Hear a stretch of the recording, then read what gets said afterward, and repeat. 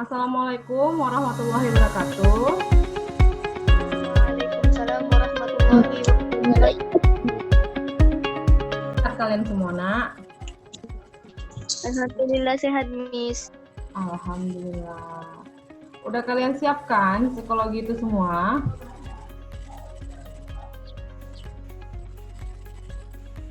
Ini kan udah tanggal berapa ini coba? Nanti saya rekap, masih kosong bagaimana? Biar saya update nanti nilai kalian. Udah dikerjai? Alhamdulillah udah, Bu. Alhamdulillah. Baiklah, di sini alhamdulillah juga kalian masih banyak yang bergabung. Jadi untuk hari ini, minggu lalu kan kita berbicara tentang hikayat. Nah, jadi untuk hari ini kita tes ke pembahasan soal untuk teks hikayat. Jadi supaya kalian terbiasa dengan bahasa-bahasa yang ada di dalam teks hikayat. Yang seperti saya sebutkan kemarin, kalau hikayat itu kan dia banyak menggunakan bahasa Melayu. Jadi kalau beberapa orang yang memang bukan orang Melayu atau dia tidak berada di lingkungan orang Melayu, dan itu biasanya agak sulit untuk mengartikan si hikayat ini. Apalagi hikayat ini Melayu yang digunakan adalah Melayu yang klasikal. Nah, contoh yang ini, latihan soal ya. Kemarin kan kita ada bahas mengenai unsur intrinsik dan ekstrinsik dari teks hikayat. Nah, perhatikan di sini. Ini saya ambil soal dari soal UN, contoh soal UN. Nah, kira-kira judul yang paling tepat untuk hikayat ini apa?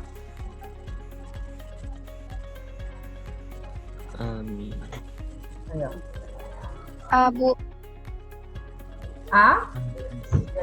Siapa ini yang jawab A?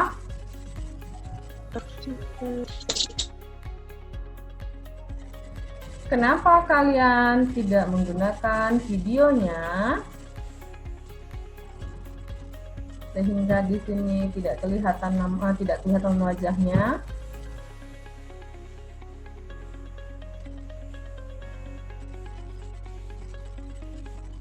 Oke, kita lanjut aja ya, biar waktu kita nggak habis di sini. Nah, kenapa A? Siapa tadi yang jawab A?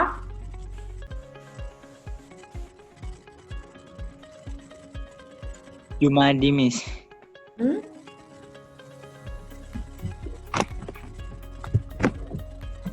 Oke, yang lain? Nggak mau lagi dia ngomong kalau karena ditanya siapa yang jawab A.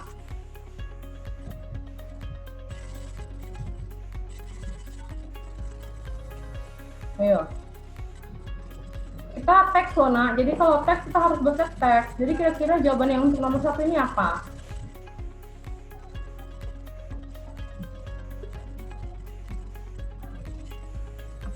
Yang A, Miss. Belanda jenaka. Ya, sudah jelas ya. Iya, itu ada bacaan jenakanya. Kemudian berikutnya, nah, maka ini sama dengan teks yang tadi, maka hikayat tersebut menggunakan sudut pandang apa? Orang ketiga, Miss. Orang ketiga, Miss. Iya, orang ketiga. Bentar ya.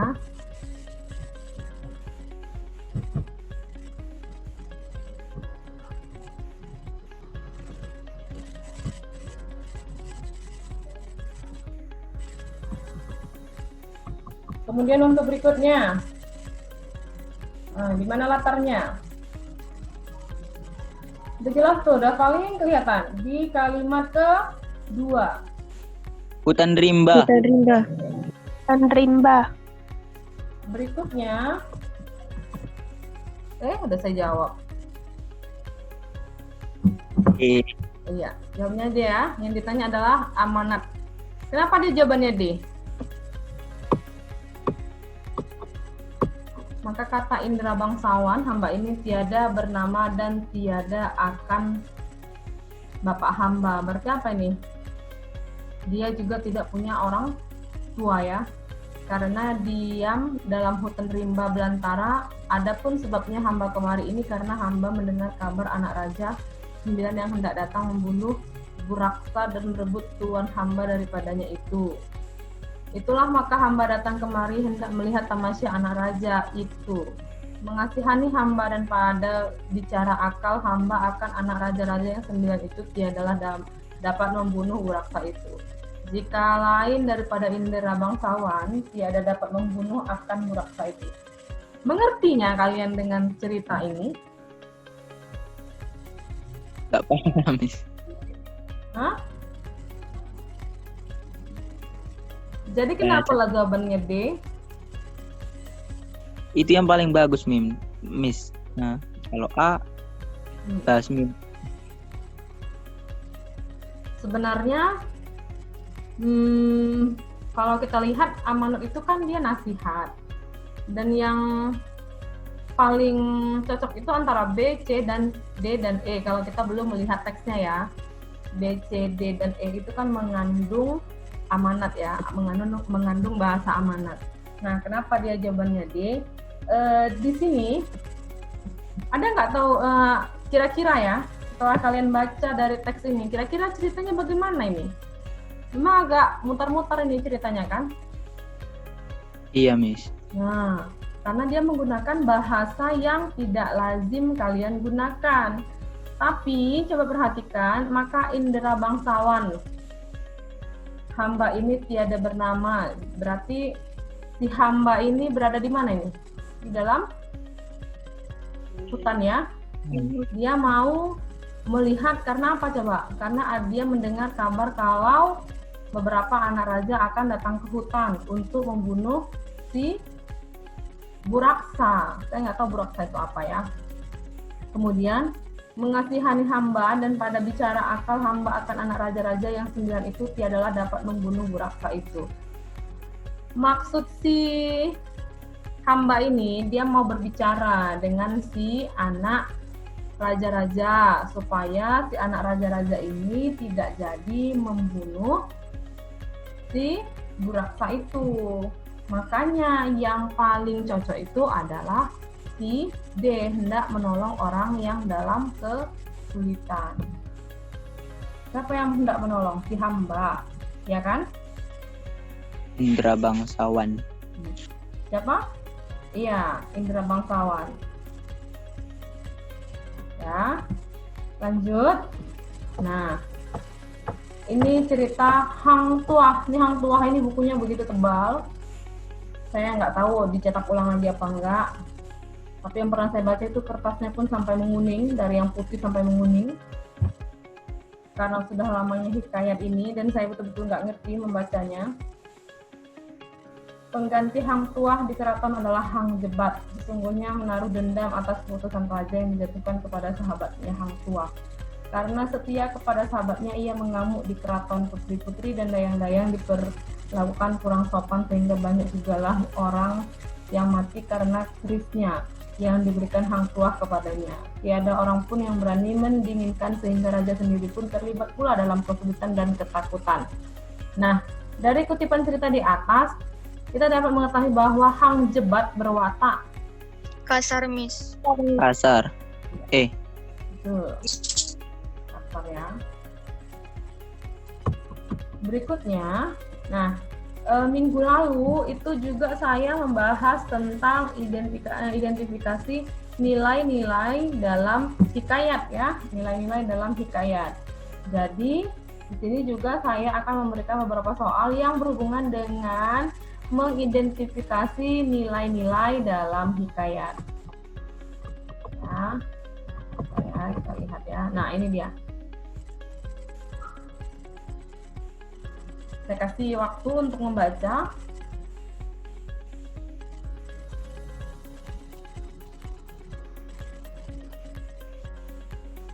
Kira-kira nilai agama yang ditanya ya, nilai agama.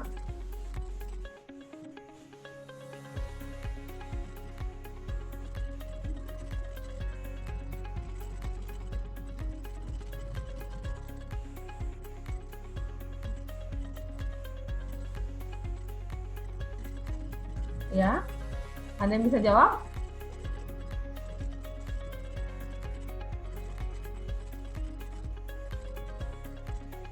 Kira-kira apa sih agama orang ini?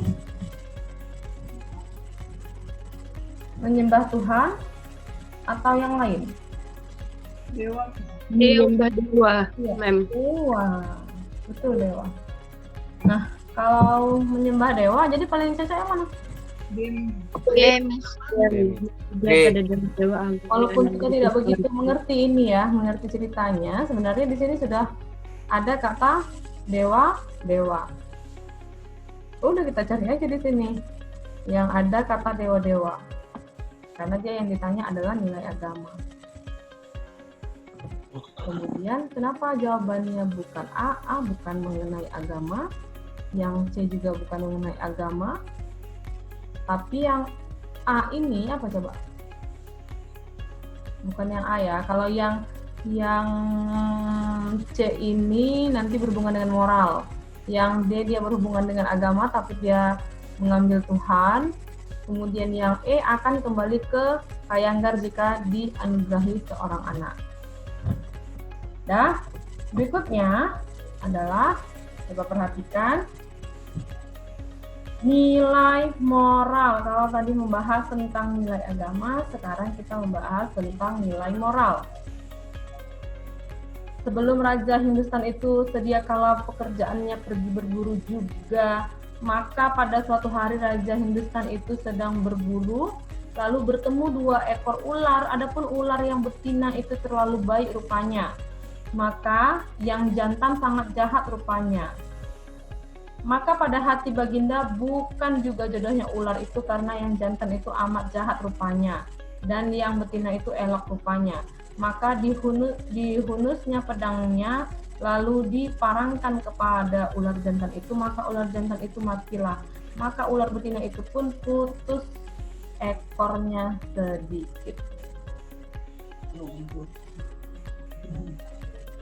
Moral berarti berhubungan dengan sikap.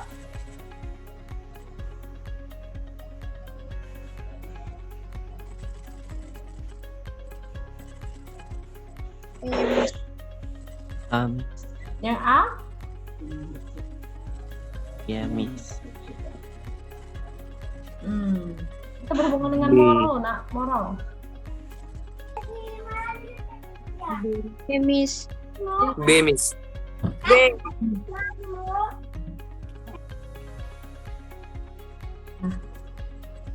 Kenapa bukan B? Kenapa harus E? Karena dia tidak suka, Miss. Iya, berlaku kasar kepada orang yang tidak disukai. Kalau menghukum, nak. Sementara kan B. ya, kalau kita menjawab B, menghukum yang berperilaku jahat. Coba perhatikan di sini, si ular jantan di sini melakukan kesalahan nggak? Enggak, Miss. Tidak, Miss. Melakukan Tidak, kesalahan Miss. nggak? Iya, karena kan kalau kata menghukum berarti ada melakukan kesalahan. Sementara di sini nggak melakukan kesalahan dia. Ya, maka jawaban yang paling tepat adalah E.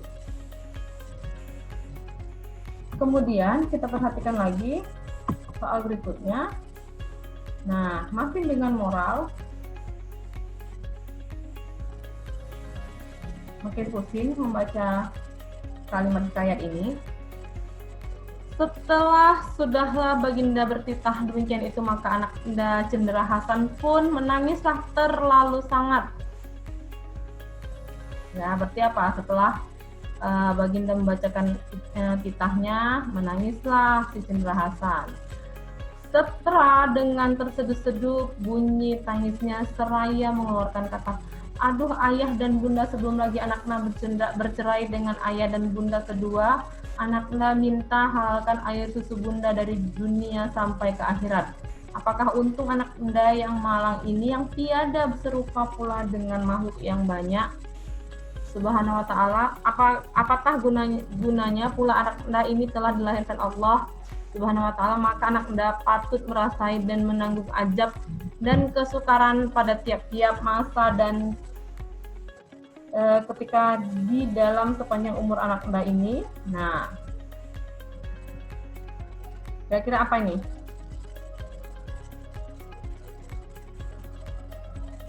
C, Miss. Hmm? C, Miss. Nilai moral. Miss. Nah, Sepertinya Miss. sepertinya Kenapa?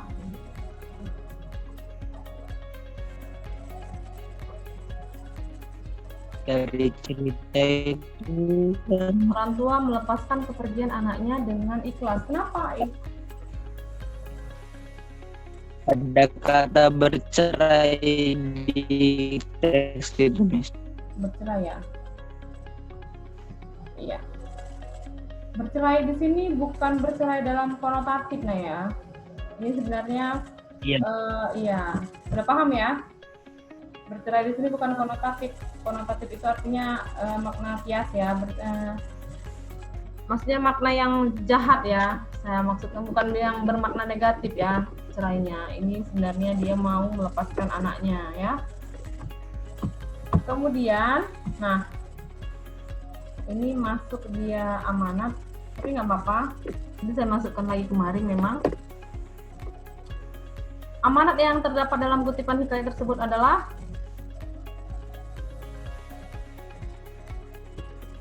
kemudian Panglima Peringgi berjalan di atas titian menuju dermaga bunga menurut kembung Cina. Ia berdiri di ujung titi menunggu kedatangan gadis Ci-Inam, sedangkan Raja Petukal dan 10 barang yang bertujuh menunggu di geladak kapal di pangkal titi. Raja Bertukal menunggu gadis Ci-Inam dan perasaan gelisah-gelisah sementara ia memanjang leher memandang ke ujung jalan untuk belum. Kadang-kadang ia merasa gerah. Ia meminta sebuah kipas dari pengawalnya lalu berkipas sendiri. Jangan lupa tugas masing-masing, hardik Raja Petukal mengingatkan hulu balang yang bertujuh satu persatu. Kalau kalian berbuat bodoh, aku penggal leher kalian.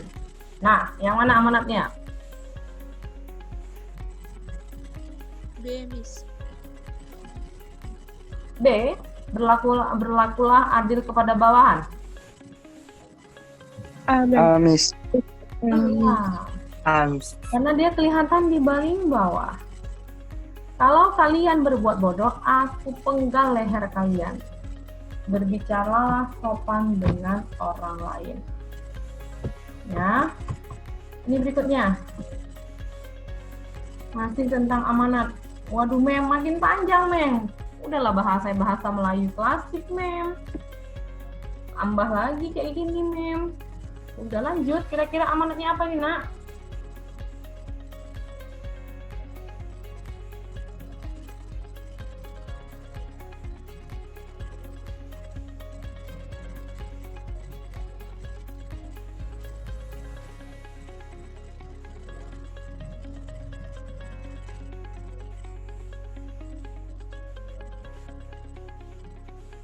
Udah? Kira-kira apa jawabannya?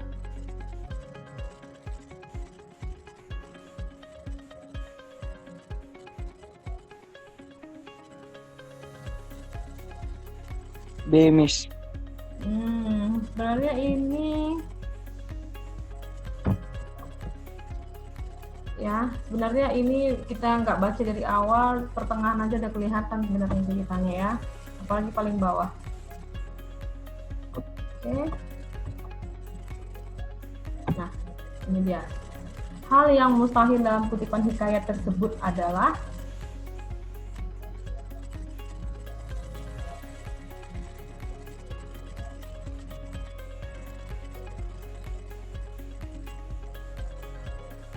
ini, kalau mustahil ini jawabannya antara B dan E nih ya. Iya, Miss. Iya. Hewan cakap-cakap. Miss. Jawabannya yang paling tepat adalah Ada di teksnya, Miss. Ah. Ada di teksnya, Miss. Iya. Benar, kalau kita lihat dari jawabannya itu antara B dan E. Tinggal kita cocokkan aja di teks yang paling cocok yang mana. Jadi jawabannya adalah E. sama ini. Kita lihat aja jawabannya.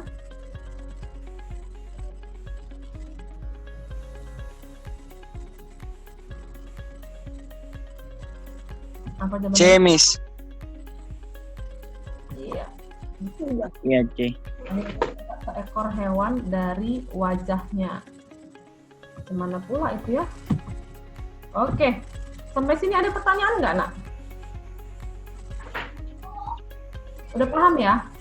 Kalau nanti kita dapat soal hikayat, karena soal hikayat ini kan menggunakan bahasa Melayu klasik. Kalau kalian sudah paham, alhamdulillah. Jadi tidak nanti ada kesulitan ketika kalian menjawab soal hikayat. Apalagi kita ini sudah dekat dengan ujian semester, kan udah bulan 10, bulan 11. Kita bulan 12 kita sepertinya sudah ujian. Ini bulan 10 saja udah mau habis. Ya kan? Ada pertanyaan nggak? Pas ya? Pas nih. Pas, Miss. Alhamdulillah. Alhamdulillah kalau begitu. Dengan demikian berarti selesai materi kita hari ini. Alhamdulillah kalian sudah bisa mengerjakan soal-soal hikayat. Kedepannya mudah-mudahan tidak ada lagi kesulitan ketika saya memberikan soal hikayat di psikologi, apalagi ketika ujian. Mudah-mudahan tidak ada lagi yang remedial. Mungkin demikian. Assalamualaikum warahmatullahi wabarakatuh.